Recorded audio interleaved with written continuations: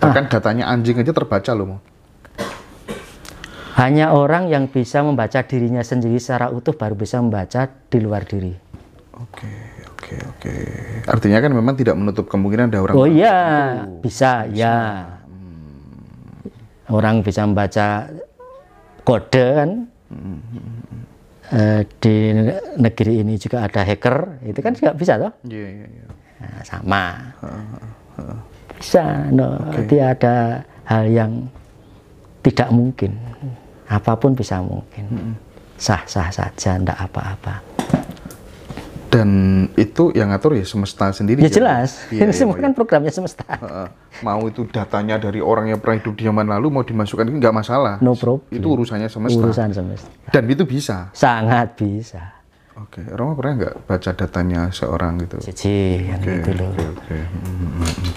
Nek kejawen kan campuran gitu loh, perpaduan. Tuh perkaranya. Oke. Nah, tapi kayak misalnya gini, orang kan kadang penasaran. Aku ki sejatine mbiyen ki sopo sih? Kan banyak tuh sekarang jasa yang kemudian orang itu ditebak. Oh, kamu pernah hidup di zaman ini. Kamu begini. Kalau Rama Bambang percaya memang bahwa manusia itu memang yang terlahir hari ini. Bahkan kita bertemu sekarang di sini mungkin di kehidupan ada teori siklus di masa lalu itu kita pernah bersama karena hukumnya cokro manggilingan. Bahkan apa tuh namanya, siapa yang berkuasa saat ini pun ada kaitannya dengan siklus di masa lalu. Romo percaya nggak dengan itu? Saya nggak percaya. Alasannya apa, Mo? Alasannya memang hidup bukan cokro manggilingan. Hidup bukan cokro manggilingan? Bukan, hidup itu kayak Fibonacci. Jadi bukan hidup kayak apa, Mo? Fibonacci, ulir. Nggak pernah kembali ke tempat yang dulu pernah dilewati. Itu persoalannya. Jadi, lah monggo bagi orang-orang yang tetap mempercaya itu, mengugemi itu, sumonggo. Tapi ketika ditanya kepada saya tidak percaya akan itu. Oke. Hidup bukan cokro manggiling. Bukan. Romo juga tidak percaya bahwa Romo yang sekarang ini pernah hidup di masa lalu gitu? Oh iya, saya tidak percaya. Tidak percaya? Tidak percaya. Saya sekarang ada ini, ya sekarang ini ada. Masalah banyak orang mengatakan bahwa Romo itu dulu gini-gini. Oh terima kasih, saya bilang begitu aja. Oke. Tapi saya tidak mempercaya itu. Pada saat si mbahnya orang lain meninggal gitu ya, saking senengnya sama cucunya akhirnya menikah, punya anak. Di kakinya itu mah, telamaan ini ada toy mah. Itu persis seperti yang ada di toy anak-anak kecil yang baru lahir itu dan di kaki kirinya. Nah itu namanya terus kemudian disimbolkan. Oh berarti mbahmu itu saiki melok awakmu cung. Itu gimana tanggapan? Kalau saya gampang. Manusia saja bisa membuat produksi sepeda motor dengan cap yang sama berulang kali kan? Apakah itu sepeda motor yang dulu? Kan bukan. Hanya menambahkan cap toh. Di tempat yang sama toh. Susahnya apa? Manusia aja bisa, masa semesta nggak bisa. Oke. Sampai nggak terima mesti. Tapi ya nggak apa-apa. Tapi begitu. Enggak, bukan nggak terima. Apa tuh namanya? Karena penasaran ya, kita tuh pengen tahu sih bener koyo apa sih Rek. Lu saya nggak bisa mengatakan paling bener sih tak mungkin. Iya. Makanya saya kan cari tahu gitu. Nggak fair itu. Misal siapapun, siapapun ketika mengatakan, ini lo yang paling bener adalah pendapat saya. Wah nanti dulu.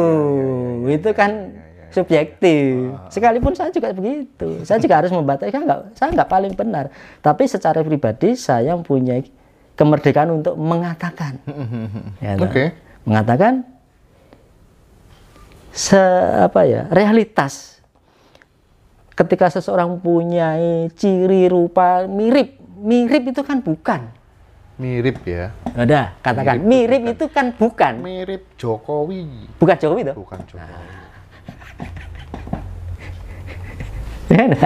Nah, ada anak kecil gitu. Dia Kadang kan banyak hal-hal yang tidak masuk akal yang kemudian orang menyimpulkan, oh memang berarti dia itu old soul, dia itu jiwanya tua, sudah pernah hidup di masa lalu. Buktinya apa? Di usia yang belia itu dia bisa menguasai ilmu yang kadang orang tua aja nggak sampai ke situ. Ada kalau misalnya dalam perspektif agama, lagi umur samono kok wis hafal Al-Qur'an segala macam gitu. Romo gimana? Gampang. Tape kuwi lho Mas, kaset gitu. Pindah ning tape riyo waduh persis to setelahnya. Ya. Ya kan gampang itu, masuk contoh sesederhana itu bikin masalah juga. Sampean duwe rekaman yang YouTube, rekaman yang itu dibutuhno ning kono. Kan sama persis. Bahkan baru HP beli baru padha karo bayi lahir. Langsung disetelke iso persis loh. Artinya adalah itu adalah perkara rekaman data.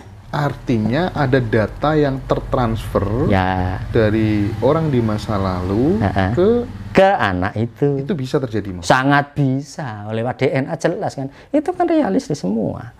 Kenapa kita bikin sulit gitu loh? Malah jadi blunder kan. Wah, iki mbahne mbiyen. Lewat DNA itu maksudnya berarti ada hubungan darah dong, Mo? Iya, bisa. Kalau tanpa hubungan darah bisa nggak, Mo? Sekarang Bluetooth itu ada hubungan darah enggak? Nggak ada. Nah, sederhana kan. Jadi saya contohkan teknologi saja lah. Itu contoh. Karena apa? Teknologi di dalam ini lebih canggih daripada teknologi HP.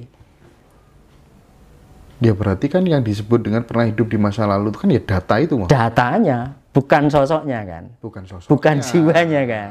Gitu loh. Persoalannya di sini saya mau mempertegas perbedaan ini jiwa ini pernah dari ke sini lompat-lompat di tubuh yang berbeda-beda gitu kan. Perkaranya kan pengertiannya jadi begitu. Menurut jenengan itu bukan jiwa ya? Bukan. Data. Ya.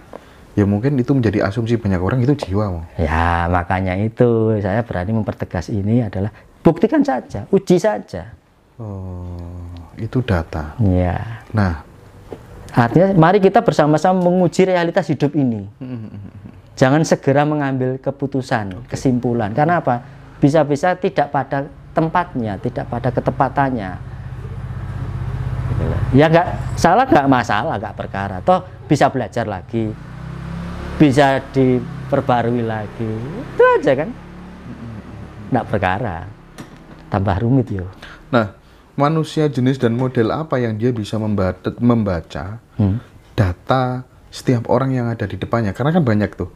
Jasa ya, 5 juta, 6 juta. Aku pengen baca datamu. Bahkan datanya anjing aja terbaca loh, Mo. Hanya orang yang bisa membaca dirinya sendiri secara utuh baru bisa membaca di luar diri. Oke. Artinya kan memang tidak menutup kemungkinan ada orang. Oh iya, bisa ya. Orang bisa membaca kode kan. Di negeri ini juga ada hacker, itu kan juga bisa toh? Iya. Nah, sama.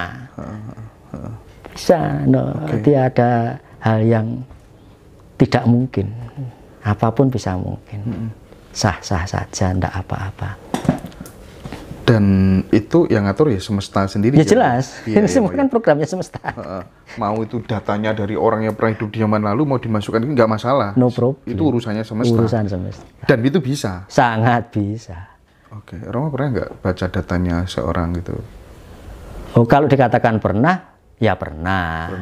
Apa case-nya itu? Gimana coba? Ceritakan dong, Mo. Janganlah, itu kan biar banyak yang datang ke sini untuk minta dibacakan datanya gitu. Aku tadi aku suge. Sampeyan ki arep promo apa piye? Mboten pengen sugih ya, Mang ya. Mboten pengen sugih nggih. Alah iki nggo apa. Sing penting sing dibutuhke enek ngono lho. Nggih. Enak ngono ae. Oke, ini penting nih soal data ini. Iya bener berarti ada orang yang bisa membaca data. Iya toh. Bisa nggak mau data itu kemudian dia terdistribusikan ke kucing, ke macan? Bisa. Dan banyak case ya soal itu ya. Banyak. Bahkan sebaliknya pun juga bisa. Data ulo cemplung ke ngene wong ya bisa sih, data apa aja bisa. Nah, yang menyebabkan data itu kemudian, apakah kemudian data yang dulu miliknya manusia terus masuk ke binatang itu mesti manusianya kurang ajar? Enggak, itu program semesta kok. Program semesta. Tahu percaya. Ini penting. Rasa percaya, Ding. Uji saja. Itu programnya semesta ya, program Maya? semesta. Oh. Lu paling enak itu belajar kepada semesta itu loh. Iya. Ngerti. Gitu. Tapi nek sok ngerti dhewe iso keblasuk-blasuk, ya gak perkara, bukan masalah gitu.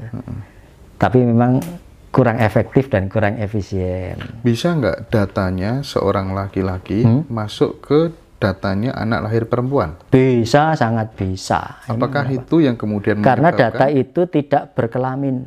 data tidak berkelamin? Oke. Nah, mungkin nggak data itu kemudian mempengaruhi gender seseorang sehingga dia yang cowok jadi seolah-olah cewek, Loh kalau yang pengaruh cewek jadi seolah-olah cowok. bisa. Wong ya namanya data. Ketika jenengan membaca datanya sampean agak terpesona dengan data itu kan muncul di ekspresi jenengan. Entah data apa. Gitu loh. Satu ketika Mas Indra itu seneng tentang membaca tentang Semar. Tahu-tahu nanti di logat-logat Semar sampean.